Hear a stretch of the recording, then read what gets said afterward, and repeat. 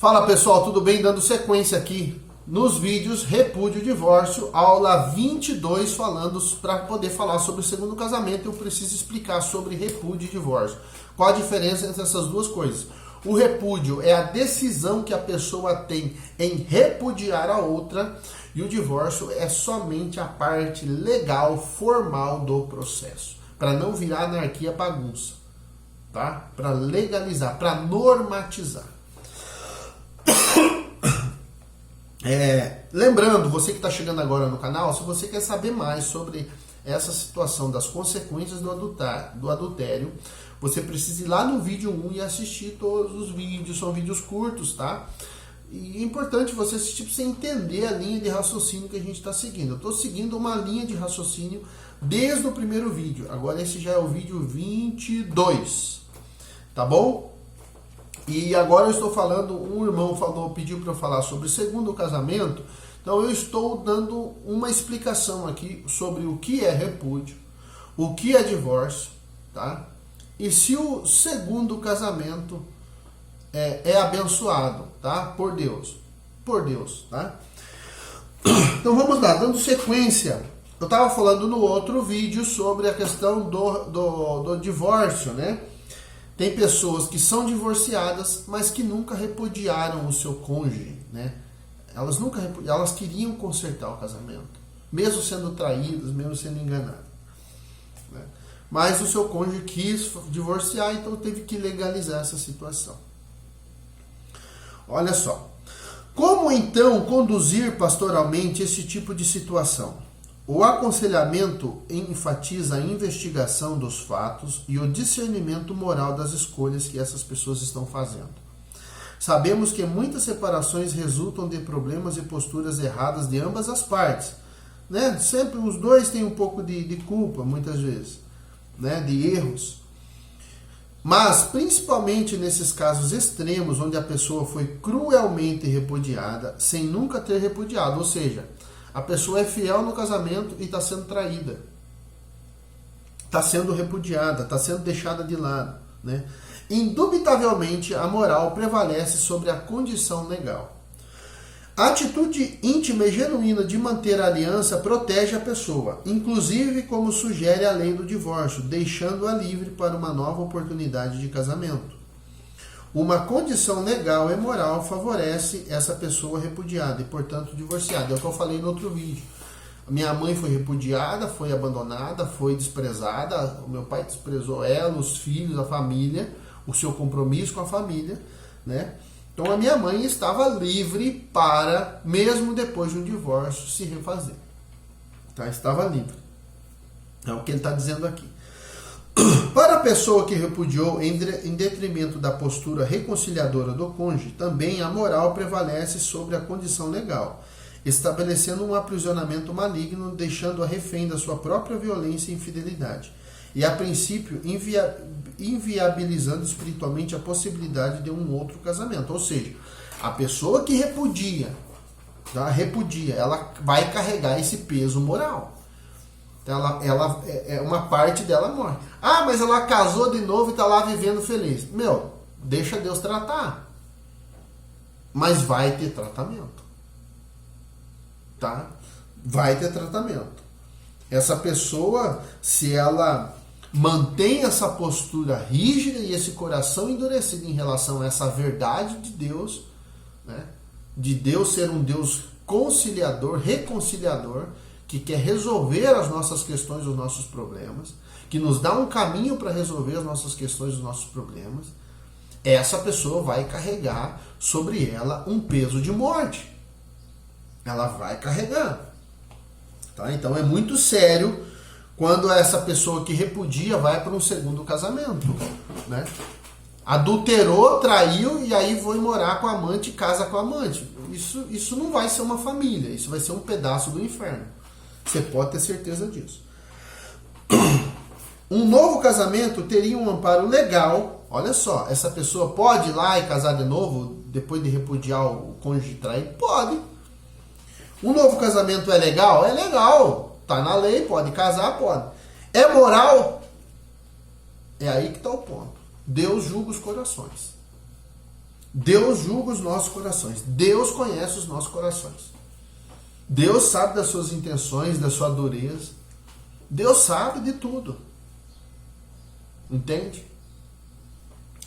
É bem possível que esse relacionamento não vá adiante.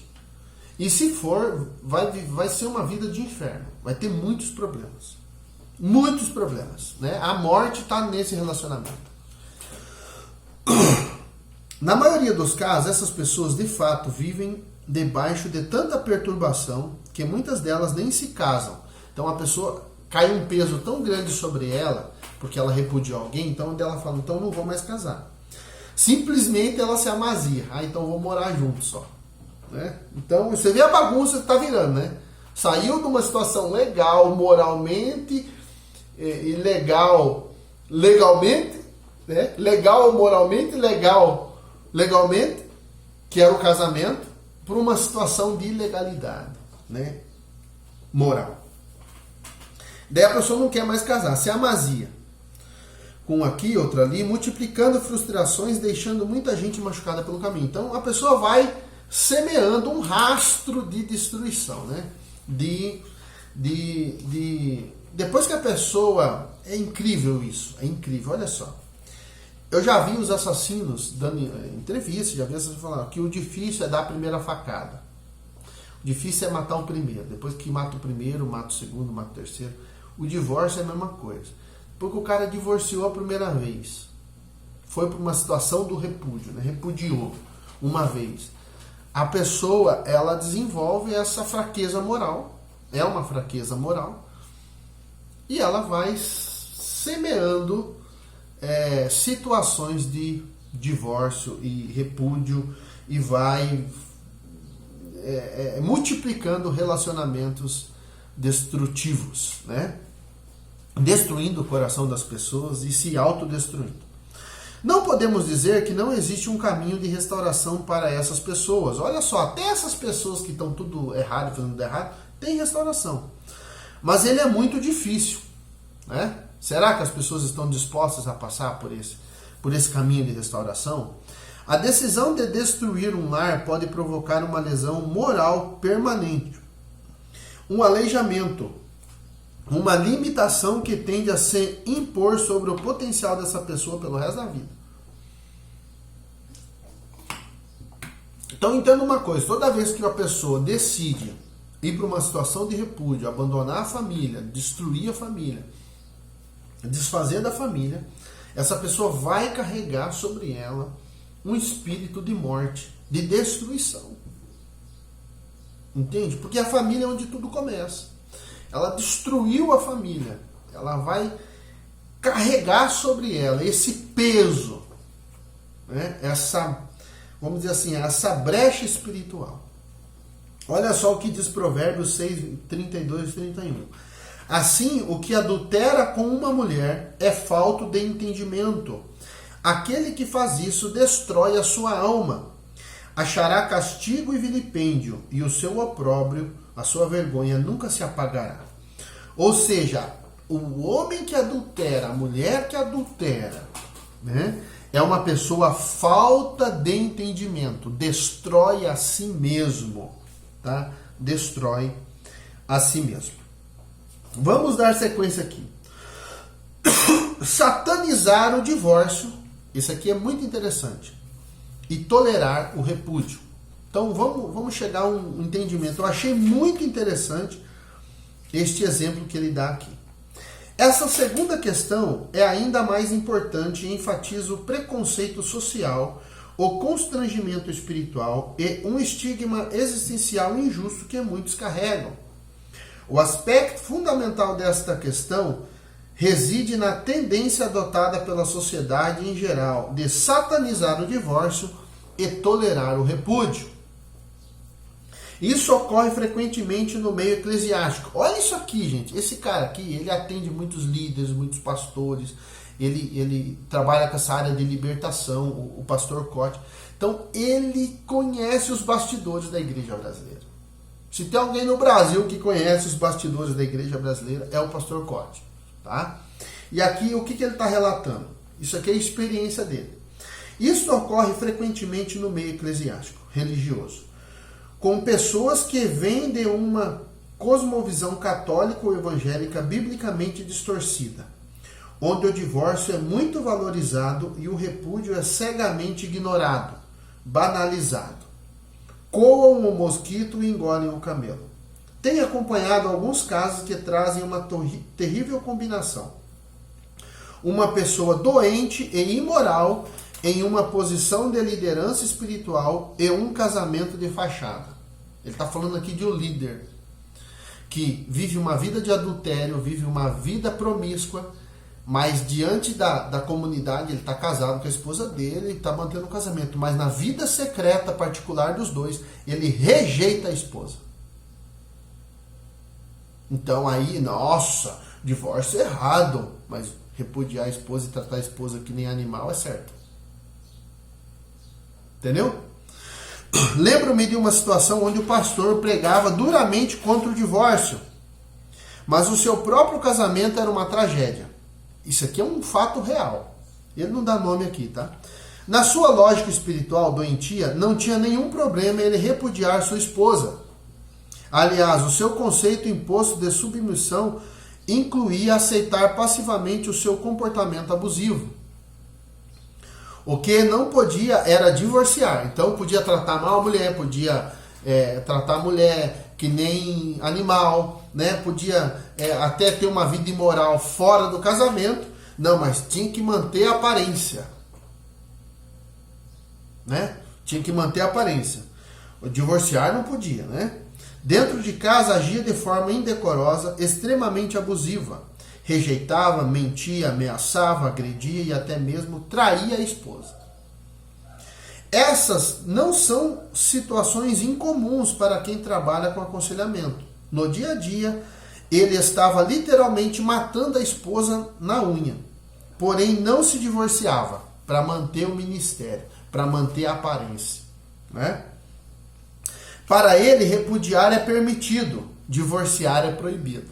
Olha a incoerência da vida do cara. Desde que não se divorcie, o resto Deus perdoa. Será?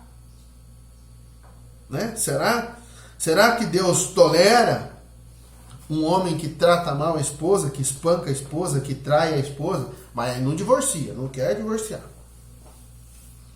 Na igreja, aparentava um santo, mas em casa era um verdadeiro demônio.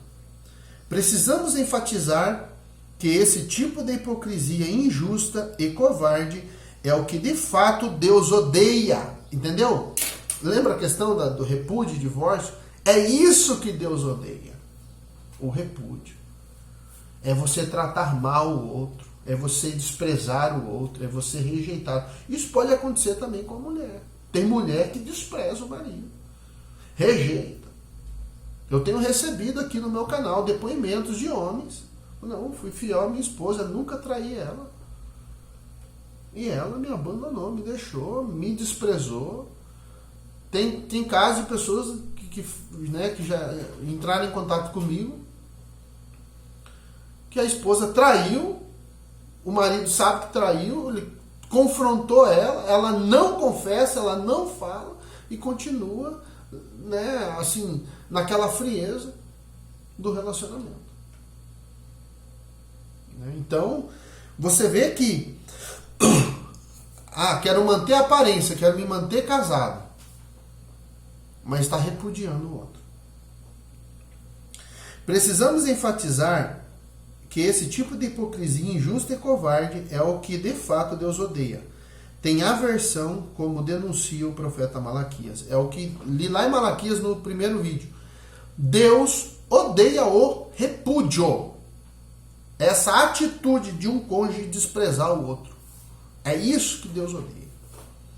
Mulheres assim tendem a se autorresignar por anos e anos em prol dos filhos, ou sequestradas pelo medo, mergulham em uma frustração profunda, até que em algum momento elas não suportam mais e pedem o divórcio. Elas vão lutando, vão lutando, vão lutando, vão lutando.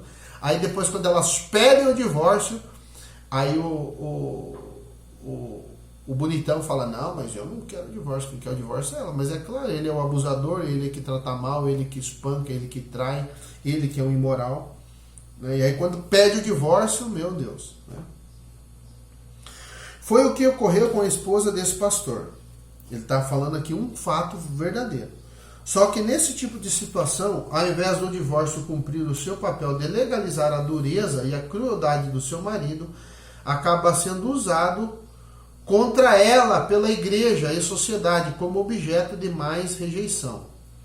Acaba ocorrendo um abuso duplo, primeiro pelo cônjuge que repudiou e depois pela igreja que estigmatiza a pessoa como divorciada, privando-a inclusive da chance de um novo casamento. Né, que eu estava falando aqui. Obviamente, esses casos precisam ser analisados com uma integridade cuidadosa. Devemos deixar algo muito claro aqui. Precisamos, como igreja, de uma maturidade sacerdotal para julgar cada situação sem cair nessa cilada evangélica, de satanizar o divórcio e tolerar o repúdio. Tenha certeza que Deus não enxerga dessa forma. Ele não sofre desse tipo de miopia. Deus olha o repúdio, o odiar, o rejeitar, o trair, o agredir, o abandonar. O que está em jogo não é o divórcio, mas sim o repúdio. A questão maior não é quem pede o divórcio, mas quem insiste no repúdio. É aqui que está o ponto.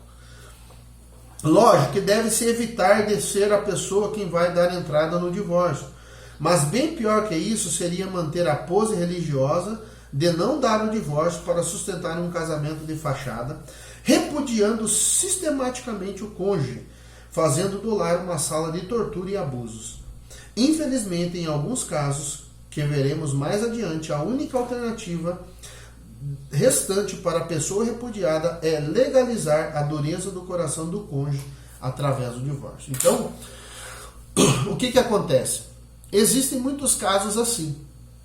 Quer manter o relacionamento de fachada, o casamento de fachada, tá repudiando. E aí quando a pessoa que sofre, que é repudiada, que é traída, que é abusada, quer sair do relacionamento, tenta partir para um divórcio, essa pessoa é tratada como a errada da história. Entende? E isso acontece. E aí dizem, essa pessoa não pode se refazer, essa pessoa não pode casar, essa pessoa... Quer dizer, então ela podia ficar sendo repudiada o resto da vida. Né? Então, assim, Deus não é injusto, queridos. Deus é justo. Eu tenho um amigo que ele passou por uma situação de divórcio e eu lembro que quando aconteceu a separação dele, ele não queria. Ele não queria. Mas a mulher pegou as coisas, foi embora e meteu o pé. Ele não queria. Entende? E muitos o julgam. Tiveram lá seus problemas e tudo, mas ele não queria o divórcio. Mas não teve jeito. Beleza, pessoal? Então, vou fazer mais um vídeo falando sobre essa questão de repúdio e divórcio, tá? Pra gente poder entender melhor essa situação, para depois eu falar sobre a questão do segundo casamento, tá bom? Então, até o próximo vídeo. Que Deus abençoe você, que Deus abençoe o Brasil, e conhecereis a verdade vos libertará.